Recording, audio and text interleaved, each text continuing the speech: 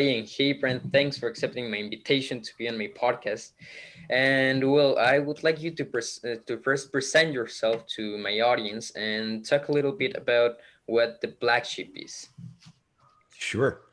So my name is Brant Menswar. I am a speaker and author and former rock star, 20 years in the music business, two different bands, toured the world, and shifted from one stage to another. And now I make my living giving keynote speeches at conferences. And I just wrote a book that came out September 29th called Black Sheep: Unleash the Extraordinary, Awe-Inspiring, Undiscovered You. Awesome. The book And oh, you well, want to know please. about? I can do Yeah, that I for you. would like to know more about how was this process of, coming up with the concept of the black sheep. Yeah. So I was 47 years old, Emiliano, before somebody explained to me why black sheep are not valued the same as the rest of the flock by farmers. And when I found out the truth, it really sort of rattled my cage a little bit. The truth is that the reason that farmers don't value the black sheep the same is because a black sheep's wool cannot be dyed. So it can't be turned into something else that it wasn't meant to be. Every black sheep is 100% authentically original. When I heard that, I'm like, that is literally the goal of my life, is just to be that 100% authentic original creation I was made to be. And so, I started to dig a little bit deeper into what is it that makes us those authentic originals. And I believe we possess a flock of five, is what I call it, a flock of five black sheep values. And these are values that no matter how much someone wants to change them into something else, they simply won't be moved like a black sheep's wool. And so that's the concept of the book. Can you find your flock, and can you use them to start making better decisions and living your life on purpose? And well, how did you come up with the concept, with the actual concept of the black sheep values? I know you had a difficult experience, and well, I would like you to talk a little bit about that and how was the process of, well, yeah, coming up with the concept of the black sheep values and the flock of five after that difficult experience. I had the sort of this idea was born out of a really pretty horrible experience in 2012. My oldest son was 14, just a little bit younger than you at the time, and was diagnosed with cancer and needed a bone marrow transplant to survive. And I found myself during that time making a bunch of really bad decisions that were led by my emotions, right? And allowing that emotional tornado that swirls around us when we get sucked into things that are out of our control. And, I ended up having to say my goodbyes to him, according to what the doctors told me that I needed to do. But after a couple of crazy miracles, is the only thing I could describe it as. Uh, my brother happened to make a video. We literally said our goodbyes one night. We didn't think he was going to make it through the night. And my brother is distraught, of course, if you can imagine. He's 1,500 miles away. He can't get here in time. But he films this video and he uploads it to YouTube, basically trying to just Hail Mary last attempt to try to figure this out before my son dies. And he uploads it to YouTube, and overnight it has 500,000 views. And we get calls from doctors from all over the world who found a solution. And so within 24 hours, they saved his life. And even though that was this fairy tale ending, I spent years afterwards trying to basically beat myself up over the fact that I let myself say goodbye. And I should have never done that. If I would have known what my black sheep values were at that time, which I did not, that conversation would have never been goodbye. It would have been filled with these things that are my non-negotiables, right? The creativity, hope, impact, empathy, family, authenticity. All of those things would have manifested itself during that conversation, but it didn't. And so I beat myself up for a long time. And this book is designed to help people define those things so they don't spend 5 years regretting their decisions. Awesome. Well, I mean, it's awesome that you then find out something that helps you and that can help others, right?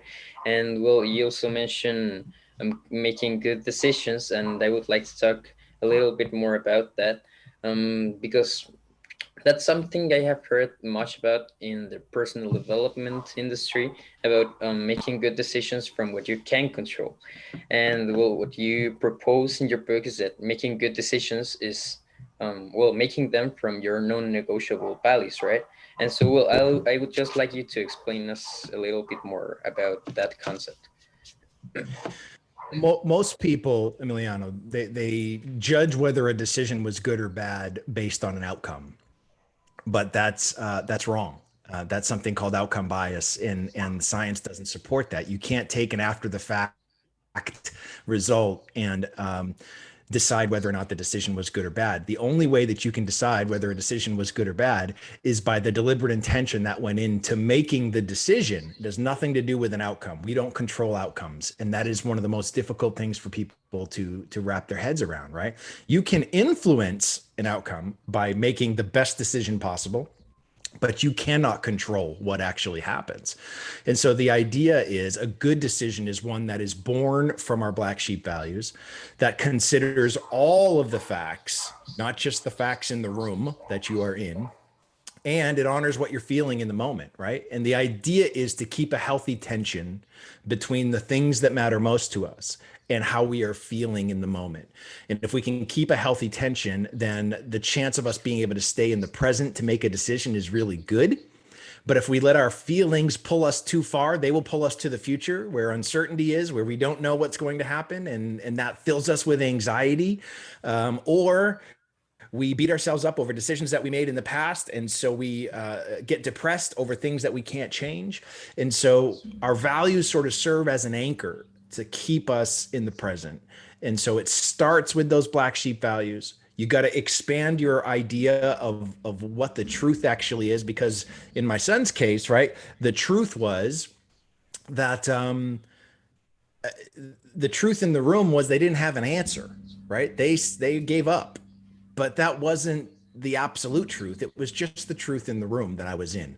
And so we have to look beyond the room if we're going to get to the best possible choice we can make.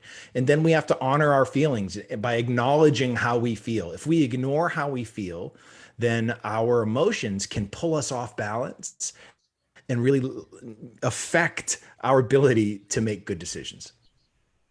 Yes, I agree. And well, now I would like to talk a little bit about how was the journey of publishing independently in your book, the Black Sheep, and well, how was it considering your black sheep? So, how did you live your black sheep through writing and publishing this book? Yeah. So, there's three options in the publishing world, right? So you can publish it yourself, self-publishing.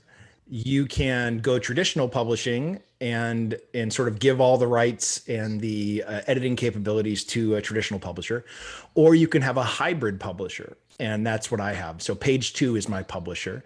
The way that works is that they are the imprint label, so I get access to all their distribution. I get access to all of the same things from a traditional publisher, but I maintain creative control and I maintain the rights to my work. And so there's a lot more cost up front to publish the book, right? Because I'm paying for the actual creation of the book. So they assign me an editor, just like a traditional deal would be.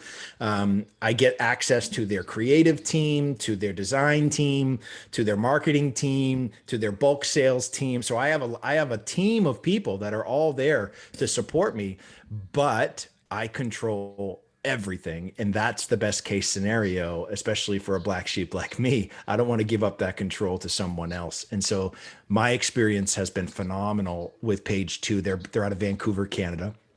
And they just do amazing work. They're two women who are the principals of that organization, and they come from the traditional publishing world. They come from one of the biggies, and they just saw that authors were getting screwed over more often than not, and so they left and started their own thing that gives more power and income back to the author instead of just getting a tiny fraction of a slice of the pie when you sign a traditional publishing deal. And so, well, by what you tell me, I can identify authenticity. But your other black sheep values, how did you live them by writing the book? Oh yeah, that's a great question, brother. So, creativity for me is number one, right? So it's my first black sheep value. And the idea of how I wrote the book, I had to write it like this, like you and I having a conversation. I'm not going to use words that I don't understand. I'm not going to be, trying to find those long 3-syllable 50-cent words that make me sound smart. That's just not how I roll. Um, there's a little bit of salty language in there, which is accurate. If you are in my inner circle, know that I can at times have a mouth like a sailor. And there's the idea of, can I have creative control? So even right down to the cover of the book, that black sheep symbol that you see there, which my son, actually Theo, my cancer survivor, he created that, and it's on. You see it. I've got a whole brand of clothing coming out. You see it on my hat. You see it tattooed on my arm. It's all there as a reminder for me to lead with these things that make me that unique original. And so creativity was covered because I was really involved in the creative control of what the book looked like and felt like, right? Even down to the audio version, which comes out in January. It's going to be unlike any book you've ever heard, right? I'm basically doing an audio movie. So the book is soundtracked. It's got every time there's a story, then there's music in the background that drive the story. There's sound effects. There's all kinds of craziness that basically like hiring a Foley artist to create all those background sounds is exactly what we've done with this book to keep people interested. So my second one was hope, right? So this book is all about hope. If you read this book and don't have hope, then I failed, right? So for me, I had to end this book with the idea that no matter how successful or unsuccessful you've been to this point,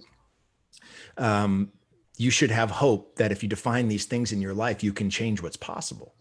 I can't tell you how excited I am to talk to you and that you're not a 49-year-old man who still has no idea what he wants to do with his life. If I would have figured this stuff out when I was your age, I would be a billionaire by now. And I believe that with every bone in my body.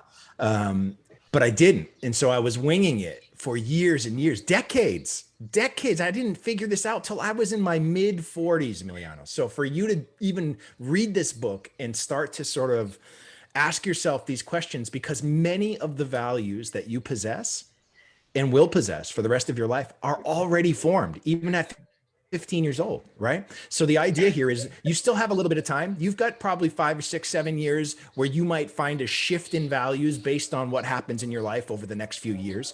But for the most part, your top three, they're already pretty well formed inside of you.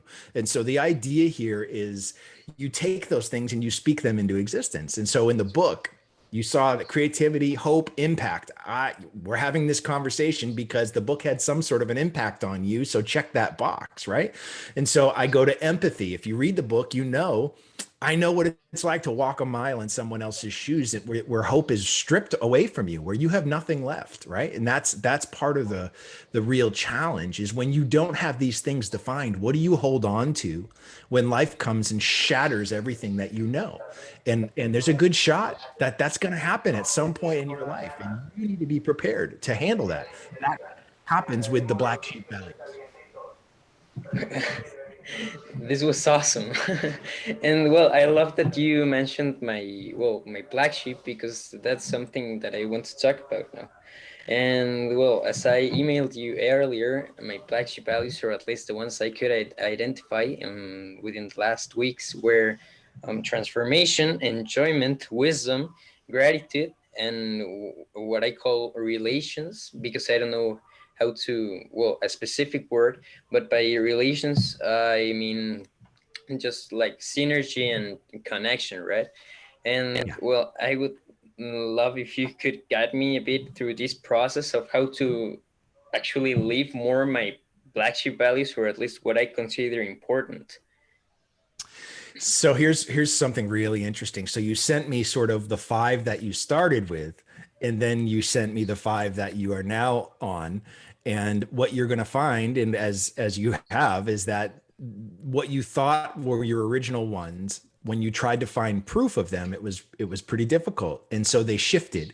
And so out of the ones that you sort of originally selected, only one of them remained, right? And so that's really good that you're paying that kind of attention to what's happening. And so the idea here is why you found more success in your second pass at this as to trying to figure it out is because not only did you tell me what the value was, but you described what you mean by the value right next to it. Right. And that's what people, that's the one thing they don't understand. Just because you say transformation is one of your black sheep values, I have no idea what that means to you. But you sat there and you said, well, transformation to me, transformation is thriving development, being better, and greatness. You start to add definitions to these values. And when you do that, then you start to be able to find more proof because you know what you're looking for, right? But when you just give a value without a definition, it's too broad, it's too subjective for you to really know what you mean until you go ahead and define it. So, it's interesting. Transformation is a big word, brother. It is a big word. Let me tell you that. And in the business world, it is a scary word. And that is because transformation equals money. And if you go into an organization and you say, I'm going to transform this company, the very first thing is, uh-oh, how much is this going to cost? Right. And so it's funny because I am all about transformation. I mean, that is literally my life's work, is to transform what people think is possible in their lives. But I have come to realize that it is a very scary word. And I love that you chose that because most people will shy away from it because there's too much involved to really experience transformation. But I love it. So your second one is relations. So connections plus synergy is what you described it as. I love that. So I will tell you that connection is the number one value. So, we've got this assessment. People who are listening, you can go online, findyourblacksheep.com, click on find your flock and go through this process, right? And so you get to what you think your five are. And we've had thousands and thousands of people take this assessment over the last year. And what we know is that the number one value among men and women combined is connection. Not only is it the number one, it's number one by a 50% margin to the next closest value. So you picked up on that, right? But you added something more than connection, because connection is a huge word, just like transformation. So connection could be to your family, to your work, to your God, there's so many different ways that connection manifests itself. But you added the word synergy, which requires different things than just a giant word. And so that's why you landed on relation or relationships, right? Is really what that's about. And so to me, I think that's great. My challenge to you would be, what happens when there's no one else around? How do you feed that sheep if there's no one to have a relationship with? Yeah, well, what I meant by synergy, and I had reflected on this for much time, and it was mostly about just having contact with many ideas, simply with books. That's for me one type of synergy, but that's something difficult to experience daily, because Mhm. I think in my first list of black sheep I added synergy, but I didn't always live synergy, because it was difficult for me to experience it. But that's what I mean by synergy, not just with people, but with ideas in general, or with myself, by journaling or by just thinking. Okay, so I look at that and go, so these values, when we select them, they exist in a hierarchy, right? And so they're the higher that we can get on the hierarchy to the biggest value, the more that we can encompass below it for behaviors and different things that we recognize that we can find proof for. So what you described to me, I would describe as something like oneness. It's a feeling of oneness, that connection with not just people, it's with everything, whether it's nature, books, work, you know, it's that feeling of oneness. And so that might be a higher value in the same family of relation that you have already selected. And when you define synergy, you give yourself even more chance to really figure out what that is, which you just did, which is really important. I would suggest that you write that down so you know what you mean by synergy. The other things I will tell you is, wisdom, learning plus intelligence, yes, all day long, right? Because some people, it's just the act of learning. So someone like Nick, our friend from Book Thinkers, Yeah. he would might look at something like discovery, and it's actually the discovery of something that excites him, not necessarily possessing the knowledge, right? Those are two different things. And so for you, you've described it's actually both. It's the act of learning, but then it's also possessing the knowledge that's going to make you more intelligent. So those two things together are wisdom. I think that's phenomenal and applaud you that you have figured that out already in your life. I think that's fantastic. Enjoyment. So I know it is there on both sides. That to me is, I would call that a mamby-pamby value. It is. I understand. There's a better word. Um, what people have to understand is the difference between something that's really important to you and what a non-negotiable is. Non-negotiable means no, right? And so here's the difference. Do you do things at times? Do you have to do things that are not enjoyable? Yes, I do. Then that's not a black sheep value. Because if it was, you would go, I'm not doing that. It's a non-negotiable. No. If I can't enjoy myself, the answer is no. Do you see how that works? Yeah. So I understand that enjoyment is something that is really, really important to you. There's no question that you really need and want to feel enjoyment when you do something. But if it was a non-negotiable, the answer is no. And so the fact that you do things on a regular basis that don't bring you enjoyment makes it that is not a non-negotiable. So the idea is, I know what you mean by that, but there's a better word. So you're going to have to dig a little bit deeper on something like enjoyment, to prove that it is indeed one of these non-negotiable values. Or you're going to have to find a way to make everything that sucks enjoyable in some way, which is another Yeah. way to approach it, right? Yeah. That's another way to do it. If it really was, you would go, I'm fine with this. It's okay.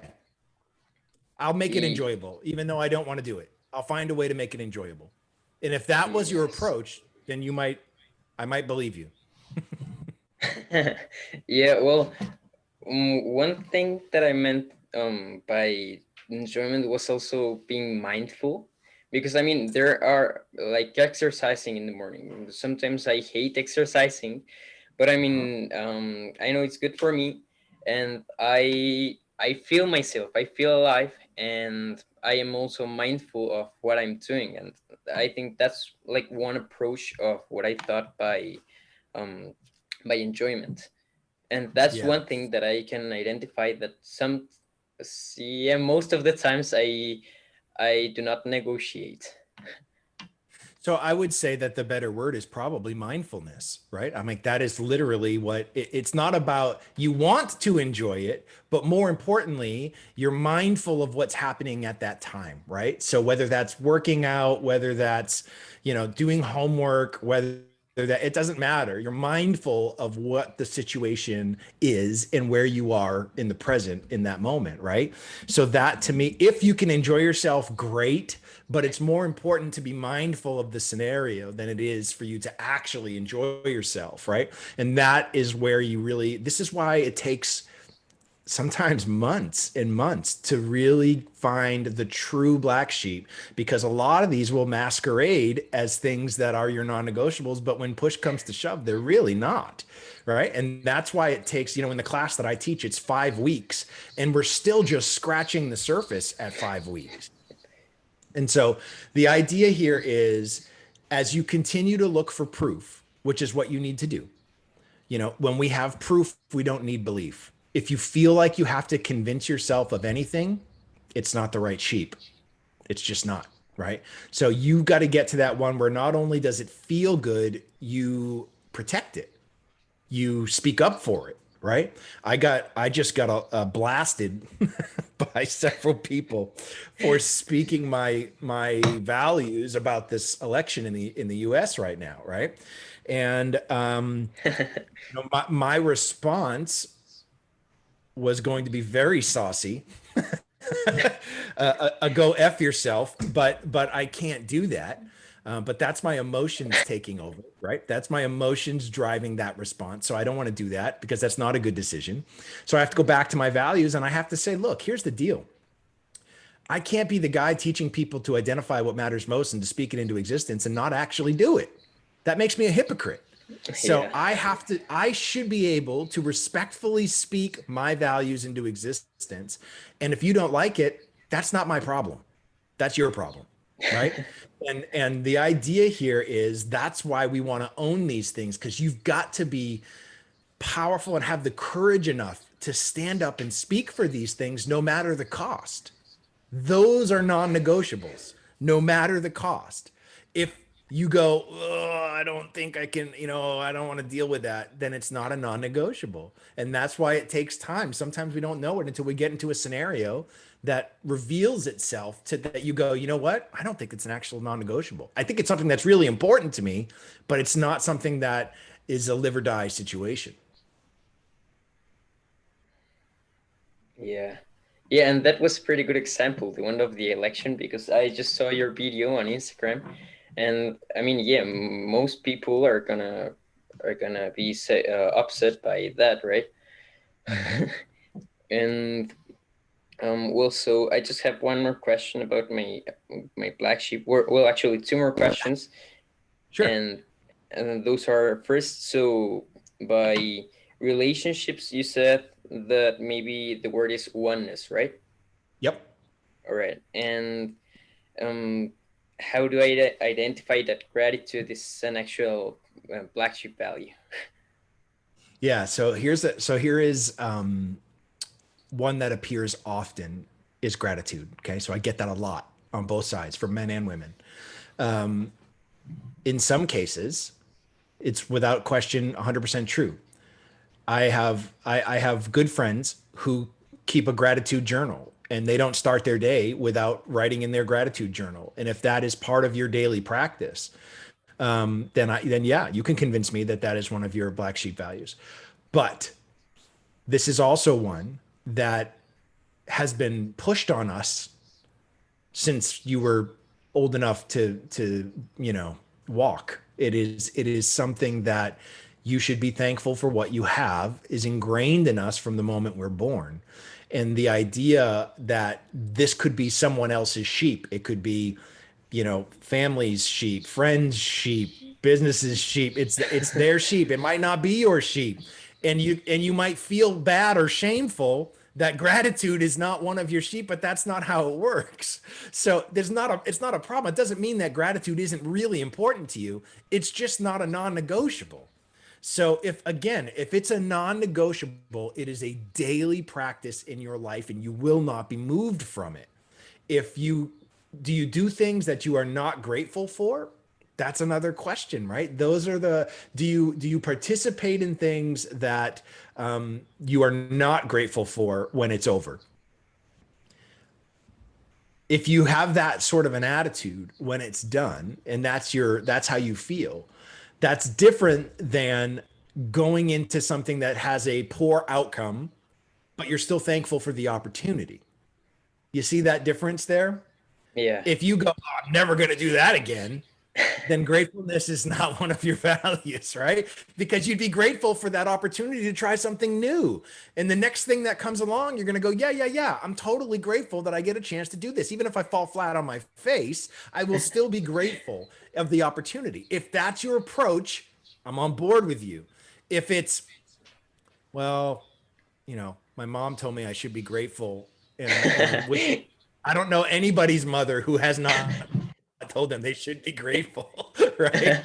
For the grilled cheese that I just made. Whatever that is, you have to understand that that's the approach. And if you get that approach, then yes, you will convince me. But if things like a gratitude journal are not part of your daily life, um, I'm going to be hard pressed. I will believe that it is something incredibly important to you, but I don't know that it's a non-negotiable black sheep value. Yeah. Well, I mean, I currently do not have a gratitude journal, even though I try to be grateful, at least in my Mhm. head, for most of the things. Mhm. But yeah, I agree. It is something important, but maybe not a black sheep, maybe not a non-negotiable.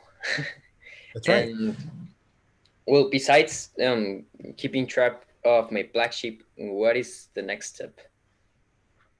Well, the next step is you got to speak them into existence. You have to choose when and where they appear in your life because just knowing what they are, you will not experience transformation, my friend. You have to speak them into existence, which means every day you have to think the way I do it and the way that I recommend people do it.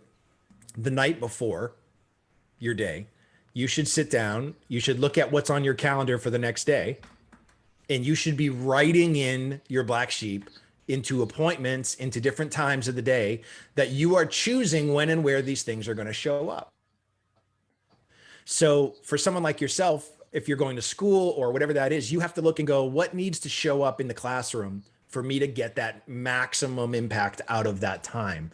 So if you went to an art class, something like creativity better show up, right?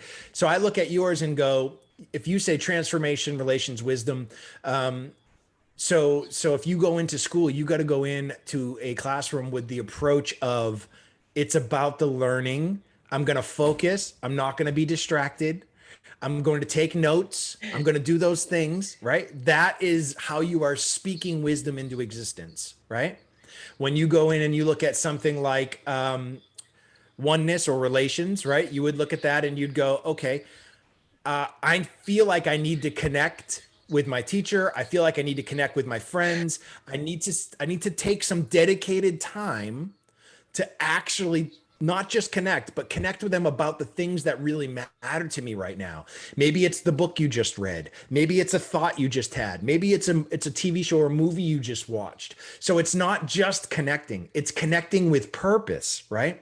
And so the idea is that's how we start to do it. So I should be able to look at your day and see whatever you have scheduled, and I should see your black sheep littered throughout the day because you are choosing when and where they show up, as opposed to winging it and hoping and praying that there's a moment that presents itself that you might be able to share one of these black sheep. That's not deliberate intention. That's not living your life on purpose. That's winging it. And that will never take you to the level of success that you deserve if you can live your life with deliberate intention. Oh, and well, actually, I love that you said that you deserve success because, well, the last couple days I have been, having like a conflict in my head. This happens sometimes to me, but about why should specifically me, because I'm talking to myself. Why do I deserve success, or why do I want success for? And well, I love that you said and that you deserve it because you do. We all deserve it. We all deserve to be You, successful and to live yeah. deliberately. Well, here's the deal. You deserve to honor the things that matter most to you, right? And when you do those things, success will follow. I promise you. You can't control the outcome. So that is not in your, unless you're a wizard, unless you've got something that I don't know. You got some hat or wand hidden back there on your bookcase. I don't know that you possess the power to control an outcome. But what you can do is speak these things into existence. And when you do, you control the narrative. And when you control the narrative, how can that not benefit you? You are speaking the things that are most important. You are leading with these black sheep values, and that's what gets everybody's first look. So here's the secret. Even though farmers don't value black sheep like the rest of the flock, they do value them in that very different way, which is they keep one black sheep for every 100 sheep in their care as a marker. So every morning a sheep farmer gets up, he looks out over the flock. If he's got 500 sheep in his care, he should see 5 black sheep. Those ability of these black sheep to stand out from the crowd because of their unique traits is what gets the farmer's first look, the very first look. He doesn't look at the 495 sheep that look exactly the same. He looks at the 5 ones that are leading with that authenticity, right? So, how do you think this works in your life? When you lead with the things that are your black sheep values, you get everybody's first look. How does that not translate into success? I don't understand that. It has to translate into success because you just separated yourself from the 495 other people who are saying, promising, doing, looking like the exact same thing. When you lead with what makes you that unique, authentic, original, there is no competition because you're one of a kind. That's the goal. And when you lead with that, you get everybody's first look. And when you get people's first look, you can influence that outcome that you desire. That's how we do it. Okay. Yeah, so it's controlling what you can control, right? Making good decisions. And well, also something you mentioned in the book is purpose and Mhm. about choosing your purpose. And I would love to if you could guide me through this process briefly, but also if you could um, guide us, my audience, through Sure. how you live this process of deciding your purpose. Yeah. So the biggest lie about purpose is that it's something you find, right? I'm gonna cuss. That's bullshit. All right, sorry. That Yeah. is just it's just what it is, right? That's not true. Purpose is something we choose. So the question becomes, how do we choose it in a powerful and impactful way? Well, we choose it by amplifying and activating our black sheep values. See, our what, which is our values, and our why, which is our purpose, they need to be in alignment. They need to find that synergy that you love so much, right? And so that only happens when you choose a purpose that is born from these non negotiables. So for me, right, creativity, hope, impact, empathy, family, authenticity. Those are my black sheep values. My purpose, why I get up every day, why I stay committed to the goals that I have established, is for me, it's to creatively impact others by authentically providing hope. That's my purpose. It sounds familiar because it's loaded with all of my black sheep values. So when you get to the point where you're going to choose your purpose, I should see words like transformation, wisdom, and gratitude. All of these things. Once you prove that these are indeed your flock, and you've got a little bit of work to do to get to 2 or 3 of them that are still, I would say, are not solid enough to make that claim. Once you get to those, then you're going to include those words in your purpose so that they are in alignment with one another, right? That's how we do it. So you have to look, and I'm happy to do this I'll help you do this when you get to that level, right? When you go, okay, Thanks. here are my 5. I know these are my 5. We will work together to write a purpose statement for your life that encompasses all of these things. That's one of the toughest parts of the program, right? It's week 5. After you've lived it, identified it, proved it, questioned it, now you've got to incorporate it into your life. And it's like, all right, well, let's see what happens. And it's really difficult. It's like writing a song, right? It's got to feel, it's the literal anthem of your life. So it's got to resonate like a chorus of your favorite song. You've got to be able to remember it like that. And that only happens when we connect our head and our heart. And when that happens, it engages our limbic brain. It's where all of our emotional long-term memory is stored. And that's why you remember song lyrics. That's why you remember quotes to your favorite movies. It's the same process that we need to remember those values that live in our heart and the experiences that live in our head. Once those things find synergy and they are aligned with each other, it is a powerful, powerful moment for you to write that statement that you're going to hold yourself accountable to and stop winging it. Did I just shake your brain? Yeah. Oh. Oh. And well, so there are these like ideas, as you said, bullshit of um purpose, where you find your purpose, right? And so what you say is that you choose, right? Because you well, by what you can actually prove, which is your black sheep, your non-negotiables, you decide how and why do you want to live for, right? Within what you can control and within what you know. That's right. And so the way that I recommend people try to start with this writing of a purpose statement, when you get to your flock of five, or you might even have six, right? It's not unusual. I have six. I have an extra, and it's not unusual for people to have one more. The idea is that all of our values exist in a hierarchy. Okay, so they're going to be, even when you get to your non-negotiables, those non-negotiables have non-negotiables. Okay, so they actually live in a hierarchy of importance, and there are some that are really, really at the very top, and there are others that you're not quite as passionate about. Still non-negotiables, but they don't get your blood going like some of the other ones will. And so what I recommend is, let's find your top two. So for me, it's creativity and hope. Those are my top two values. Okay. So that's why my purpose statement starts with one and ends with the other: to creatively impact others. There's creativities, number one. And to authentically provide, by authentically providing hope, it ends with hope, which is, honestly, hope is my number one in the hierarchy. Creativity is number two, but we take number one and two, and you can flip flop those to the back or front of that purpose statement. But it's sort of, they serve as bookends, because you want to sort of start with and end with the things that are most important, and then you sandwich the other stuff in between. And so it's very much like writing a song lyric, in that you've got to sort of know what you want to have down, and it should resonate with you just like your favorite song does.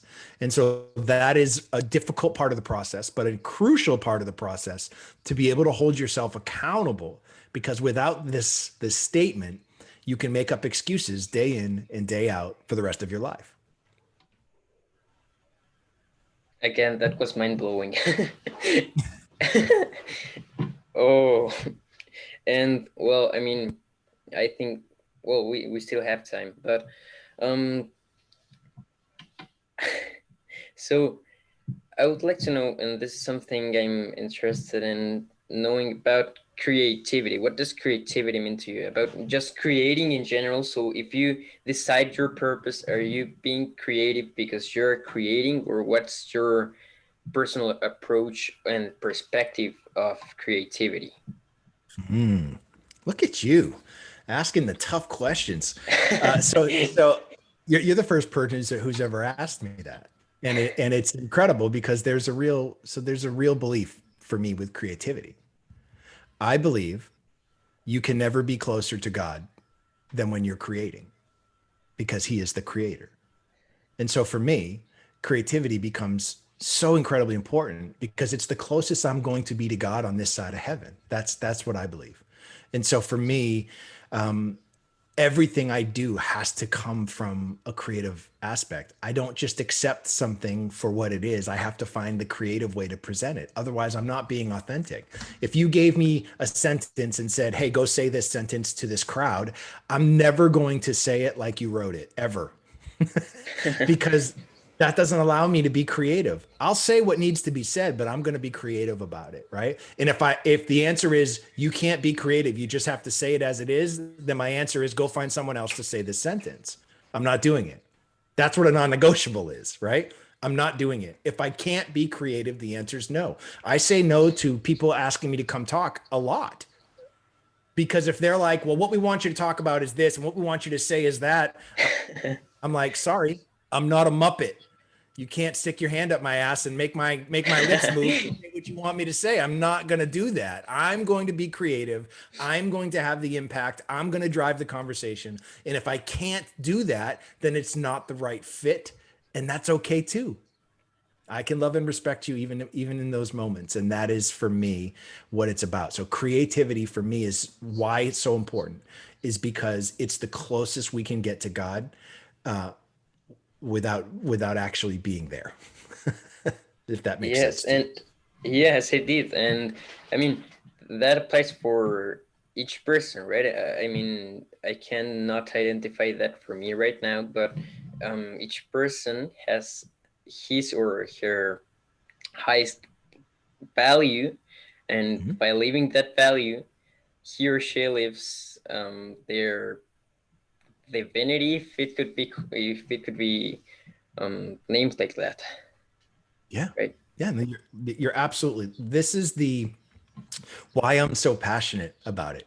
Why I get so fired up is because these are literally the most important things to me in my life. If I could talk to you and not be fired up, they wouldn't be the most important things to me in my life, right? So that's why I know that it took me so long to figure these out, but when they're right, it's what people they go, gosh, he's so passionate. He's so got so much fire in his belly. It's like, well, yeah, absolutely. And if you don't have that, then you haven't found those non-negotiables, those black sheep values. You've got to get to those, because when you do, that's why people will look at you first. That's how it works. That's why I get gigs. That's why people hire me. And they don't go, well, he's just like those other 40 speakers that we could have hired. I guarantee you they're not saying that.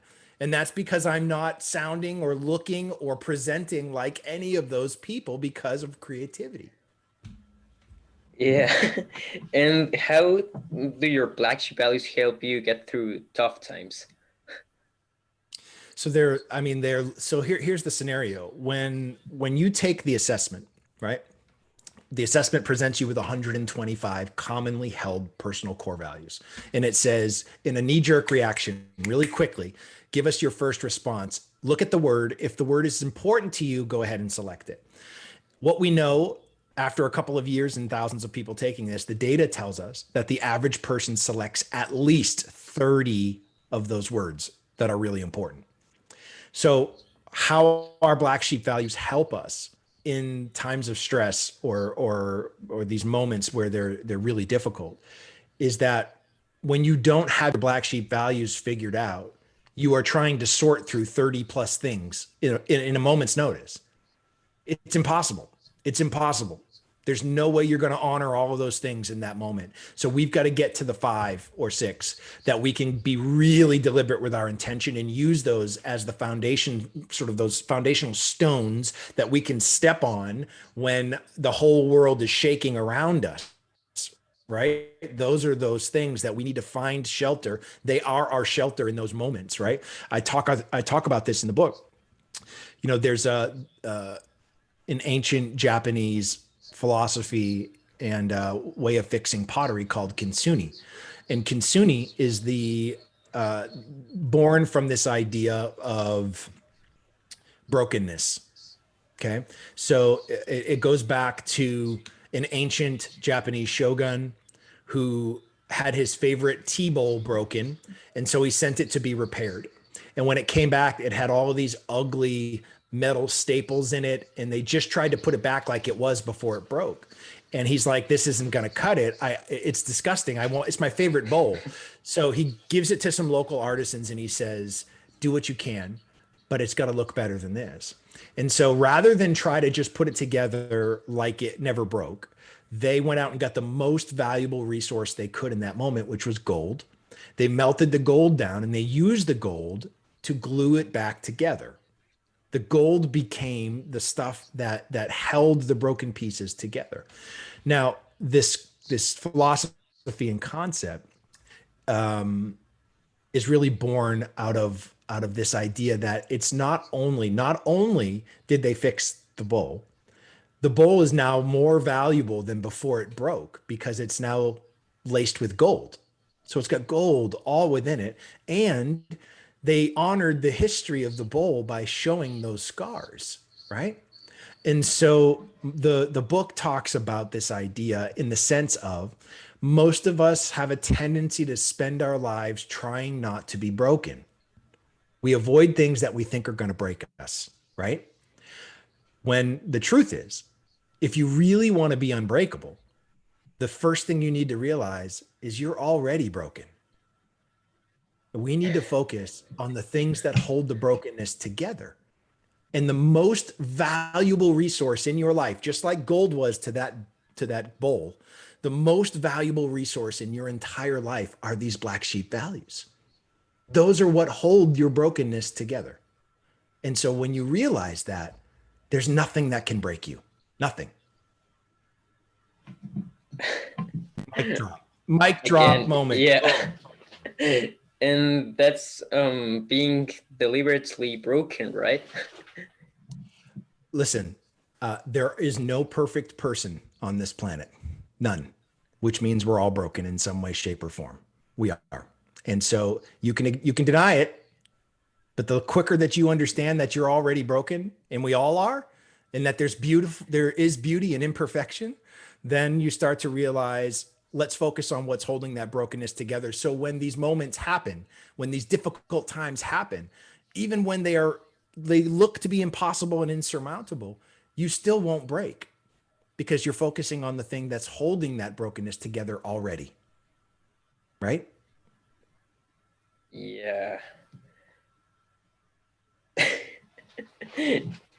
I mean, this interview has been a way to at least leave transformation. I mean, maybe my head will start to ache later because of the mind blowingness. But I mean, I love it. Good. Listen, I'm telling you. So here's the interesting piece. I literally just had a discussion with my publisher yesterday about sort of this next phase of marketing, right? So when a book comes out, you've got your pre-launch, which is like your big start, and then you've got your sort of next 90 days, and then you sort of have your last 90 days, right? And that's where so we're in the middle right now. And one of the things that the publisher wants to do is to use this book as youth leadership's first business book that they should read. And it seems like a little bit of a disconnect because you look at it and you go, business book. But the truth is, if you can figure this stuff out first, then whatever goal you have to be an entrepreneur, to start a business, to be a great leader, to work at an organization, to affect change, whatever that's going to be, is born out of these things that matter most to you. You have to learn what these things are first if you're going to be that unique, extraordinary, authentic person that you were made to be. Without it, you're going to ignore all those things. And the best shot you have of being successful is by luck or accident. And I don't know anybody that wants to rely on those two things for the success that awaits. So figure this stuff out now so that no matter what you do, you still become that extraordinary original that you are. Yes, that did make much sense. And well, I just have two more questions. Let's do And it. so the first one is, what have you learned or discovered recently, whether it is related to the black sheep concept or not, that you would like to share to us? All right. Perfect timing. I'm literally going to be doing a post on this in the next day or two. But what I've learned through this election process of watching what's happening in the United States, I told you that the number one value, shared value among men and women is connection, right? By a Mm, 50% margin. So while that's awesome and amazing on one side, it's also why we see so much division because people are so desperate to connect that sometimes they connect with the wrong groups. They connect with these conspiracy theorists. They connect with these cults. They connect with these groups that are really hurting the democracy because they feel that connection that's missing in their life. You know, it's one of the things, the most dangerous things about groups like that is their ability to make you feel like you're part of the group. So we need to Yeah. do a better job at widening those arms and welcoming people into our lives so they feel connected and they don't feel like they have to go become part of some radical group that is really challenging and destroying our democracy. How's that? Again, mind blowing. But yeah, I mean, it does make sense, right? If you want to connect to something, but you're unable to connect to, I mean, something good, you will connect to anything you find. That's right. Yeah, and well, just to wrap it up, is there anything you would like to add for the audience, or for me, or for anything in I, general? I just want to say this. I am incredibly proud of you for doing this work, for pursuing this, even the podcast, you're becoming a influencer on Instagram, like all of these things. I'm telling you, you are on the right path. You are asking all the right questions.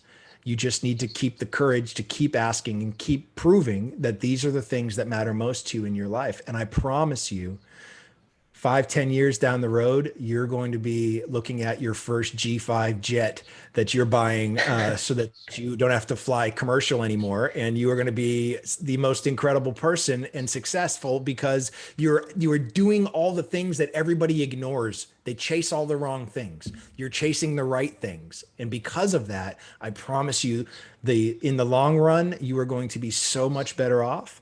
And I just want to encourage you to keep up with the conversation with yourself. The thing that you need to realize is that this idea of feeding our sheep is both input and output. It's not just about your ability to connect with someone else and speak those values into existence. It's about taking in those things that are going to feed those values as well. So you need to be asking yourself, what books are you reading? What shows are you watching? What conversations are you having? Are you meditating? Are you doing things that are going to feed these sheep even when there's no one else around? And if you can balance the intake and the output, then you're going to be in a really good position to feel very confident about whatever it is you want to achieve. Thank you. Thanks for the conversation. I mean, thanks for all the messages you gave us, and in this last message you gave to me. I mean, it inspires me to, I mean, keep going, because I, as we said earlier, I sometimes connect with maybe wrong ideas, just because of the need to connect. But I Yeah. mean, then getting back on track on the right path is just awesome, and it is something beautiful to connect with. Yeah. Agreed, Yeah. brother. Listen, I am part of Team Emiliano. So if there's anything I can do for you, you just send me the message and I'll be there to help in any way I can. Thanks, Brent. I You're really welcome. appreciate it. And well, I thanks mean it. also. Sorry. I mean it. Yeah. Don't, I'm telling you, if I don't hear from you, it's going to piss me off. So you better be reaching out when you need me, or at least to celebrate some of these wins that I know are in your very near future. All right. Yeah, I will. I promise.